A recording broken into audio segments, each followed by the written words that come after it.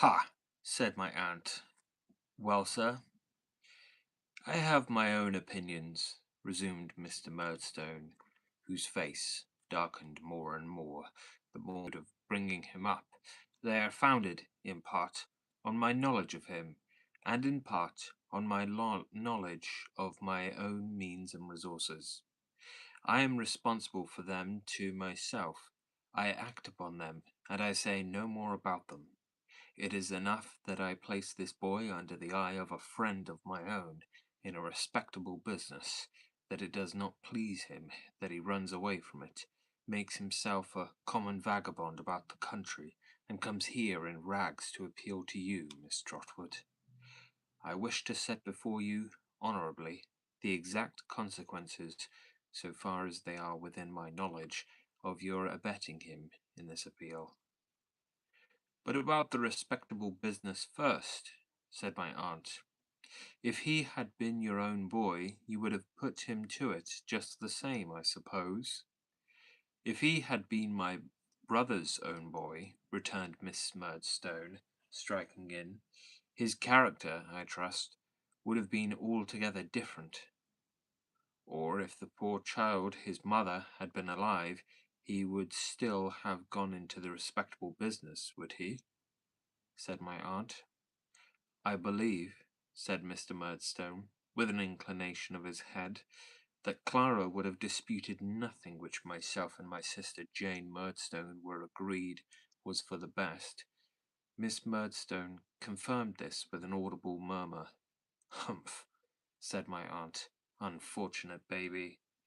Mr. Dick, who had been rattling his money all this time, was rattling it so loudly now that my aunt felt it necessary to check him with a look before saying, "The poor child's annuity died with her?"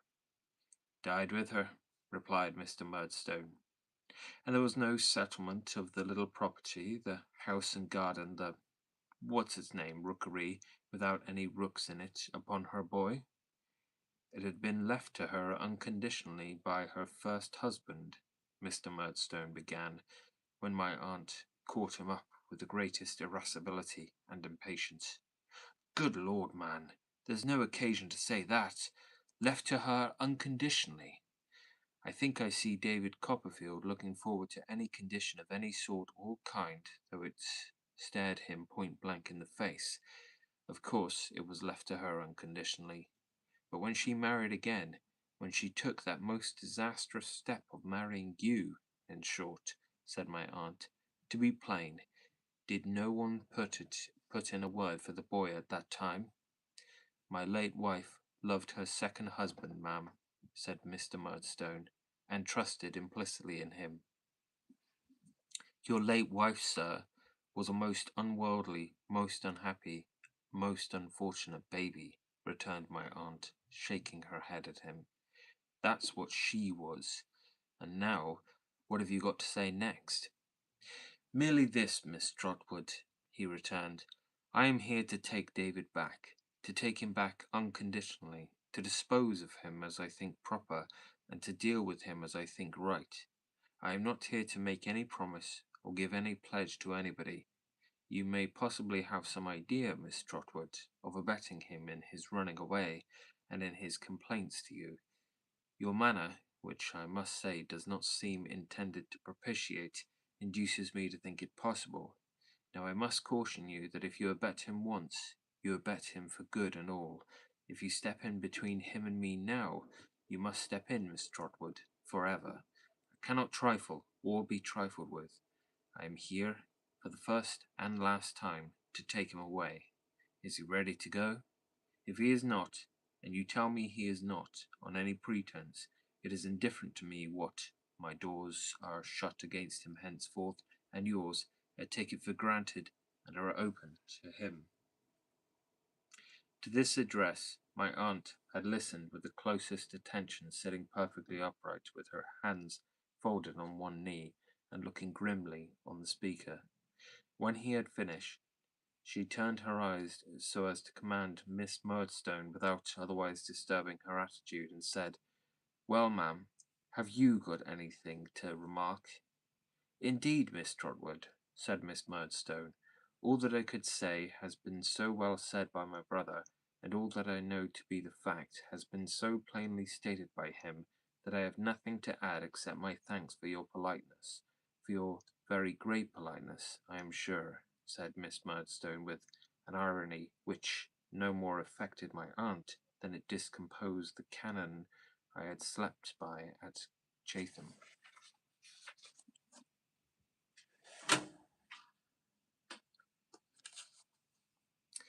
And what does the boy say? Said my aunt. Are you ready to go, David? I answered no, and entreated her not to let me go. I said that neither Mr. nor Miss Murdstone had ever liked me, or had ever been kind to me, that they had made my mamma, who always loved me dearly, unhappy about me, and that I knew it well, and that Peggotty knew it.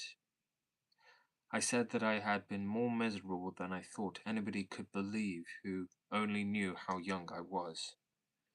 And I begged and prayed my aunt, I forget in what terms now, but I remember that they affected me very much then, to befriend and protect me for my father's sake. Mr. Dick, said my aunt, what shall I do with this child? Mr. Dick considered, hesitated, brightened, and rejoined, have him measured for a suit of clothes directly. Mr. Dick, said my aunt triumphantly, give me your hand, for your common sense is invaluable. Having shaken it with great cordiality, she pulled me towards her and said to Mr. Murdstone, you can go when you like. I'll take my chance with the boy. If he's all you say he is, at least I can do as much for him then as you have done. But I don't believe a word of it. Miss Trotwood, rejoined Mr. Murdstone, shrugging his shoulders as he rose, if you were a gentleman— Bah! Stuff and nonsense, said my aunt. Don't talk to me. How exquisitely polite, exclaimed Miss Murdstone, rising. Overpowering, really. Do you think I don't know, said my aunt, turning a deaf ear to the sister and continuing to address the brother and to shake her head at him with infinite expression, what kind of life you must have led that poor, unhappy, misdirected baby? Do you think I don't know what a woeful day it was for the soft little creature when you first came in her way, smirking and making great eyes at her, I'll be bound, as if you couldn't say boo to a goose? I never heard anything so elegant, said Miss Murdstone. Do you think I can't understand you as well as if I had seen you? Pursued my aunt. Now that I do see and hear you, which I tell you candidly is anything but a pleasure to me. Oh yes, bless us, who so smooth and silky as Mr. Murdstone at first. The poor, benighted innocent had never seen such a man. He was made of sweetness. He worshipped her. He doted on her boy, tenderly doted on him. He was to be another father to him, and they were all to live together in a garden of roses, weren't they? Ugh, get along with you, do, said my aunt. I never heard anything like this person in my life, exclaimed Miss Murdstone. And when you had made sure of the poor little fool, said my aunt, God forgive me what I should call her so, that I should call her so, and she gone where you won't go in a hurry, because you had not done wrong enough to her and hers, you must begin to train her, must you? Begin to break her, like a poor caged bird, and wear her deluded life away in teaching her to sing your notes. This is either insanity or intoxication, said Miss Murdstone, in a perfect agony at not being able to turn the current of my aunt's address towards herself. And my suspicion is that it's intoxication. Miss Betsy, without taking the least notice of the interruption, continued to address herself to Mr. Murdstone as if there had been no such thing. Mr. Murdstone, she said, shaking her finger at him, you were a tyrant to the simple baby, and you broke her heart. She was a loving baby, I know that. I knew it years before you ever saw her, and through the best part of her weakness you gave her the wounds she died of. There is the truth for your comfort, however you like it, and you and your instruments may make the most of it. Allow me to inquire, Miss Trotwood, interposed Miss Murdstone, whom you are pleased to call, in a choice of words in which I am not experienced my brother's instruments. Still, stone deaf to the voice, and utterly unmoved by it, Miss Betsy pursued her discourse. It was clear enough, as I have told you, years before you ever saw her, and why, in the mysterious dispensations of Providence, you ever did see her, is more than humanity can comprehend. It was clear enough that the poor soft little thing would marry somebody at some time or other, but I did hope it wouldn't have been as bad as it had turned out. That was the time, Mr. Murdstone, when she gave birth to her boy here, said my aunt, to the poor child you sometimes tormented her through afterwards, which is a disagreeable remembrance, and makes the sight of him odious now. Ay, you needn't wince, said my aunt. I know it's true without that. He had stood by the door all this while, observant of her, with a smile upon his face, though his black eyebrows were heavily contracted. I remarked now that, though the smile was on his face still, his colour had gone in a moment, and he seemed to breathe as if he had been running. Good day, sir, said my aunt, and good-bye. Good day to you too, ma'am, said my aunt, turning suddenly upon his sister. Let me see you ride a donkey over my green again, and as sure as you have a head upon your shoulders, I'll knock your bonnet off and tread upon it. It would require a painter, and no common painter too, to depict my aunt's face with very unexpected sentiment, and Miss Murdstone's face as she heard it. But the manner of the speech, no less than the matter, was so fiery that Miss Murdstone, without a word in answer, discreetly put her arm through her brother's and walked haughtily out of the cottage, my aunt remaining in the window looking after them, prepared, in case of the donkey's reappearance, to carry her threat into instant execution. No attempt at defiance being made, however, her face gradually relaxed and became so pleasant that I was emboldened to kiss and thank her, which I did with great heartiness, and with both my arms clasped round her neck. I then shook hands with Mr. Dick, who shook hands with me a great many times, and hailed with repeated bursts of laughter. You'll consider yourself guardian, jointly with me, of this child, Mr. Dick, said my aunt.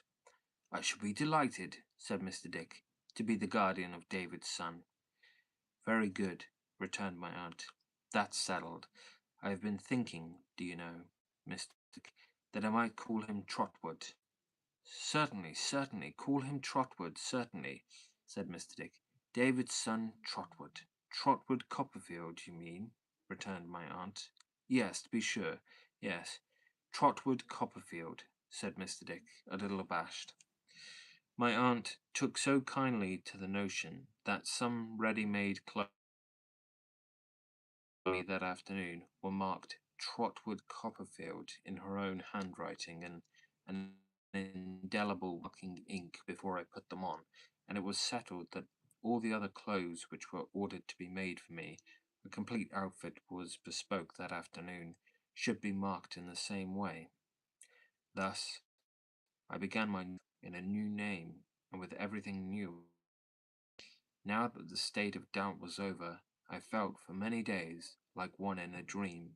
I never thought that I had a curious couple of guardians in my aunt and Mr. Dick. I never thought of anything about myself distinctly.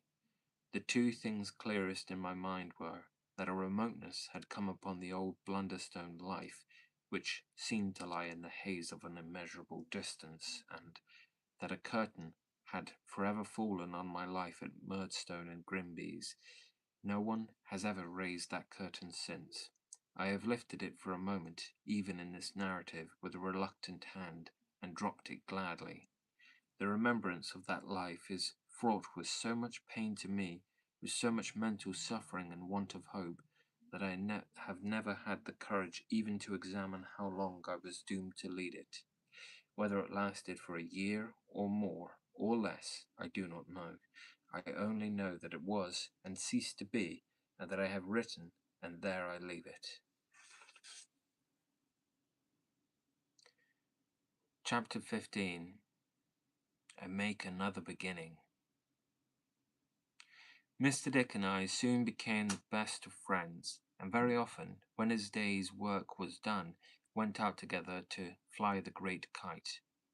Every day of his life he had a long sitting at the memorial, which never made the least progress, however hard he laboured, for King Charles I always strayed into it sooner or later, and then it was thrown aside and another one begun. The patience and hope with which he bore these perpetual disappointments, the mild perception he had that there was something wrong about King Charles I, the feeble efforts he made to keep him out, and the certainty with which he came in and tumbled the memorial out of all shape, made a deep impression on me. What Mr. Dick supposed would come of the memorial if it were completed, where he thought it was to go, or what he thought it was to do, he knew no more than anybody else, I believe. Nor was it at all necessary that he should trouble himself with such questions, for if anything were certain under the sun, it was certain that the memorial never would be finished. It was quite an affecting sight, I used to think, to see him with the kite when it was up a great height in the air. What he had told me in his room about his belief in its disseminating the statements pasted on it, which were nothing but old leaves of abortive memorials, might have been a fancy with him sometimes, but not when he was out, looking up at the kite in the sky and feeling it pull and tug at his hand. He never looked so serene as he did then. I used to fancy, as I sat by him of an evening on a green slope, and saw him watch the kite high in the quiet air, that it lifted his mind out of its confusion, and bore it, such was my boyish thought, into the skies.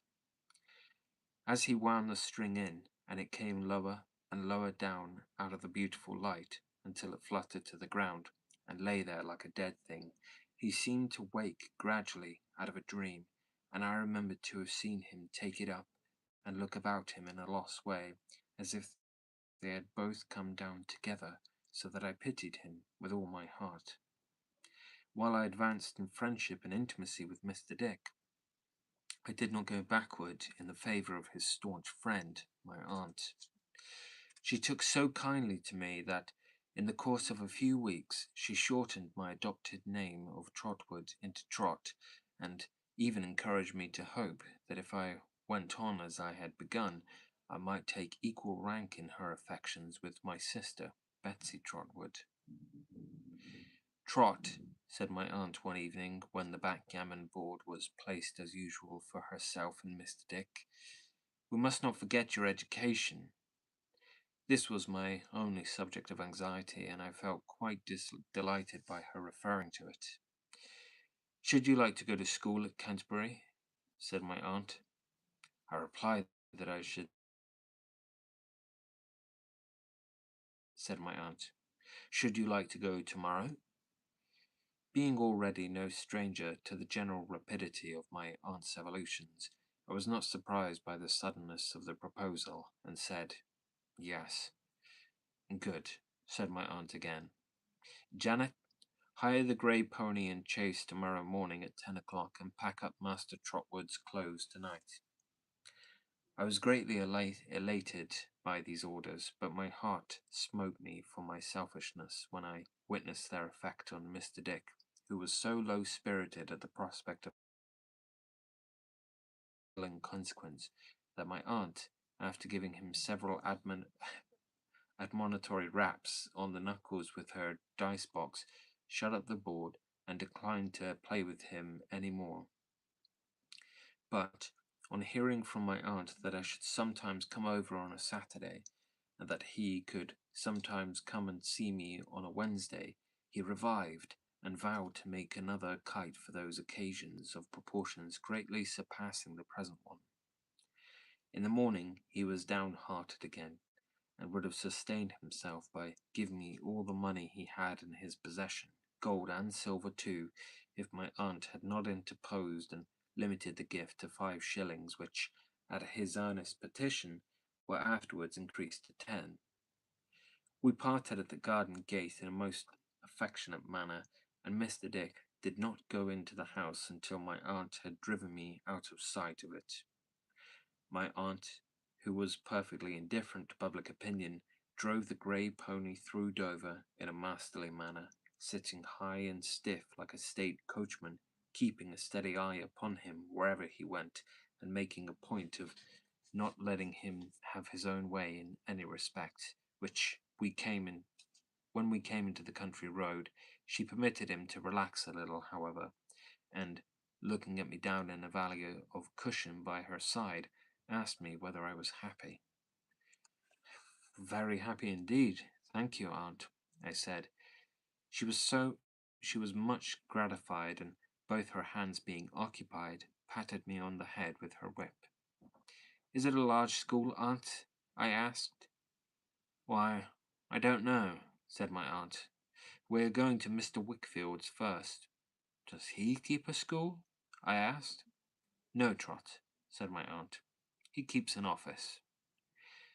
I asked for no more information about Mr. Wickfield, as she offered none, and we conversed on other subjects until we came to Canterbury, where, as it was market day, my aunt had a great opportunity of insinuating the grey pony among carts, baskets, vegetables, and hucksters' goods. The hairbreadth turns and twists we made drew down upon us as a variety of speeches from the people standing about, which were not always complimentary, but my aunt drove on with perfect indifference, and I dare say would have taken her own way with as much coolness through an enemy's country. At length we stopped before a very old house bulging out over the road, a house with long, low lattice windows bulging out still farther, and beams with carved heads on the ends bulging out too, so that I fancied the whole house was leaning forward, trying to see who was passing on the narrow pavements below. It was quite spotless in its cleanliness. The old-fashioned brass knocker on the low arched door, ornamented with carved garlands of fruits and flowers, twinkled like a star. The 2 stone steps descending to the door were as white as if they had been covered with fair linen, and all the angles and corners and carvings and mouldings and quaint little panes of glass and quainter little windows, though as old as the hills, were as pure as any snow that ever fell upon the hills.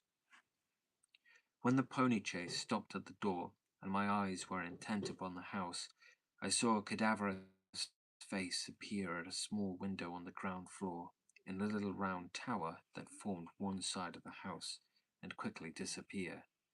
Mr. Wickfield at home, or a heap, said my aunt. A heap, said my aunt. Mr. Wickfield's at home, ma'am. Mr. Wickfield's at home, ma'am, said Uriah Heep.